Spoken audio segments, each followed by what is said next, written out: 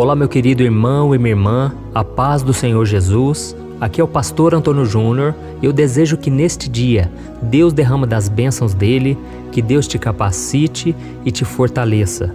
Por isso eu vou trazer uma mensagem aqui que veio do coração do Pai, uma mensagem abençoada, e ao final eu vou fazer uma oração por você.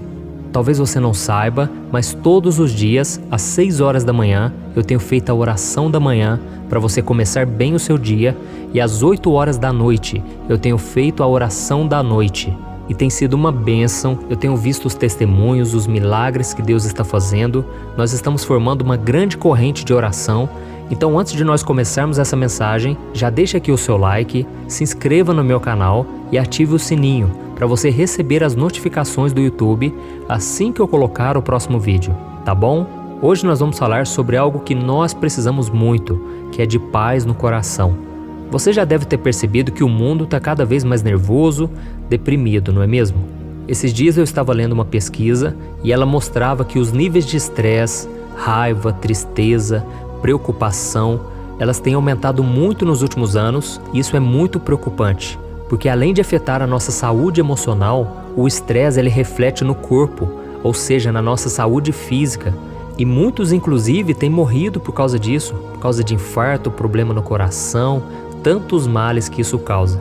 Eu me lembro que meu pai ele sempre dizia uma coisa: eu não conheço ninguém que tenha morrido por excesso de trabalho, mas tem muita gente que morre por excesso de estresse, excesso de preocupação, excesso de ansiedade. Tem muita gente que sofre por causa disso. E é verdade. Por isso é tão importante que a gente busque a paz interior. Aqui em casa, eu com a minha esposa, nós temos um lema: vamos priorizar a paz. Ou seja, tudo aquilo que vier para tentar roubar a nossa paz, a gente está deixando de lado, a gente não vai assumir compromissos que forem atarefar mais ainda a nossa vida, que forem roubar a nossa paz, o nosso momento de comunhão com os nossos filhos, no ministério, sabe? Então não adianta a gente querer abraçar o mundo, a gente querer socorrer todo mundo, a gente querer fazer o bem para todos, se a gente não estiver em paz, tá bom? Você precisa estar bem, eu preciso estar bem. Se eu quiser transmitir a paz para vocês, se eu quiser ajudar as outras pessoas, eu preciso estar em paz primeiramente. E não existe ninguém neste mundo melhor do que Jesus para nos ensinar sobre a paz. Como você sabe, Jesus se fez humano para viver nessa terra, e como qualquer outra pessoa, ele passou por momentos estressantes, cansativos, porque as pessoas exigiam demais dele. A Bíblia diz no livro de Gálatas que nós devemos produzir os frutos do Espírito, e alguns desses frutos são mansidão, domínio próprio, bondade, amor, paciência.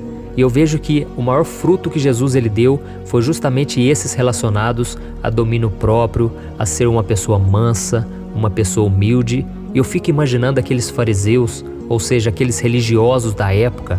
Aqueles homens atormentavam Jesus o tempo todo. Eles queriam tirar Jesus do foco, e o diabo usava aqueles homens porque aqueles homens eram apenas religiosos. E muitas vezes o diabo usa pessoas que não têm uma visão clara de quem é Deus, elas não têm vida, comunhão com o Senhor, e o diabo usa esses religiosos, essas pessoas para nos atormentarem, para nos roubar a paz. E nós precisamos tomar cuidado, porque tem muita gente, irmãos, dentro da igreja, que são pessoas atormentadas, pessoas usadas pelo inimigo. Então não é porque a pessoa diz que é evangélica, que é católica, que é cristã, que essa pessoa está firme com Deus. E na época de Jesus, esses homens, justamente os religiosos, foram quem Jesus mais se levantou contra. Jesus não gostava daqueles homens, porque aqueles homens, eles viviam uma fachada e eles o tempo todo queriam atrapalhar Jesus.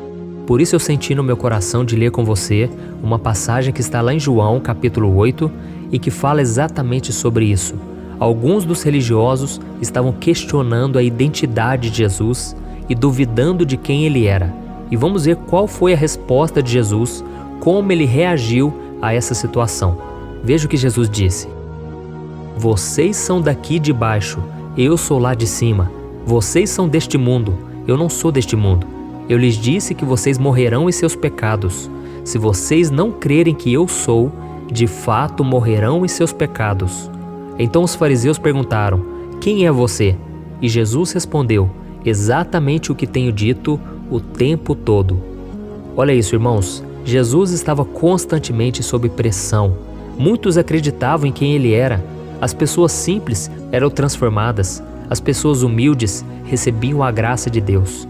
Mas enquanto isso, esses homens criticavam, perseguiam Jesus e ridicularizavam ele. E tente imaginar o coração de Jesus. Ele também era humano como nós. Ele se fez homem. Então ele deve ter passado por momentos muito estressantes, desanimadores, mas Cristo, ele permaneceu em paz. Glória a Deus. A Bíblia diz, lá no livro de Isaías, que ele é o príncipe da paz. Ou seja, ninguém tem mais paz do que ele. E como ele conseguiu manter a sua paz, mesmo neste mundo tão pecador, tão fora da vontade de Deus, tão cheio de maldade, como Jesus conseguia? É que ele sabia quem ele era de verdade e ele não permitia que os seus inimigos lhe colocassem rótulos. Ou seja, as pessoas podiam falar o que quisessem de Jesus, inventar mentiras, mas Jesus ele não acreditava em nada disso. Ele sabia que ele era de Deus. Ele sabia que ele estava fazendo a vontade do Pai. E você também precisa fazer o mesmo. Se você ainda não sabe quem você é, inconscientemente você vai aceitar as mentiras que as pessoas do mal vão pensar a seu respeito, como se elas fossem verdades sobre a sua identidade. Então tome muito cuidado, meu querido irmão e minha irmã. Esta mensagem é para você. Se você ainda não sabe quem você é, as pessoas vão colocar rótulos na sua vida. Elas vão dizer que você é esquecido, que você não presta, que você não tem valor, que você nunca termina aquilo que começa, que você faz tantas coisas erradas, que você não merece o perdão de Deus, tantas coisas. E se você não tiver uma firmeza em saber quem você é, qual é a sua identidade, você vai acabar aceitando todas essas coisas e a sua vida vai ser um fracasso. Então, meus irmãos, não acreditem mais naquilo que as pessoas falam. É lógico, às vezes as pessoas falam algo que elas têm razão, elas estão certas e nós realmente fazemos aquilo que é errado, aquilo que faz elas pensarem negativamente sobre nós. Mas nós podemos mudar. Nós precisamos entender que se agora somos cristãos, se agora seguimos Jesus, nós precisamos dar o bom exemplo. Nós nos tornamos cidadãos do céu. Nós precisamos dar um testemunho diferente. Amém? Jesus disse, eu não sou daqui de baixo, eu sou lá de cima. O meu Pai me ama, Ele me escolheu, Ele me abençoou, Ele me ungiu. Então, creia também dessa maneira. Comece a profetizar coisas a seu respeito.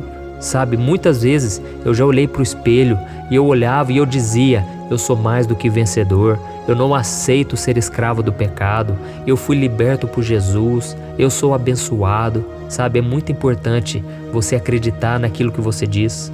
E também para que você não fique estressado, para que você não fique angustiado o tempo todo, mas que você creia no Senhor. Amém? Eu já li muitos comentários aqui de vocês dizendo o quanto as palavras de Deus, através da minha vida, estão transformando a vida de vocês. E eu confesso, eu não tenho poder algum, eu não sou nada, eu não sou melhor do que você em absolutamente nada. Sabe, a única coisa que eu estou transmitindo são palavras de vida eterna.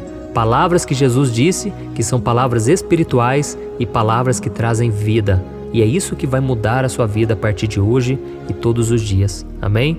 Então você não vai conseguir viver em paz se você deixar que as pessoas te rotulem, se você deixar que as palavras dos outros te machuquem. Proteja o seu coração. A Bíblia diz lá em Provérbios capítulo 4, versículo 23, que se existe algo que nós devemos proteger na nossa vida, é o nosso coração, porque é dele que procede todas as fontes da vida.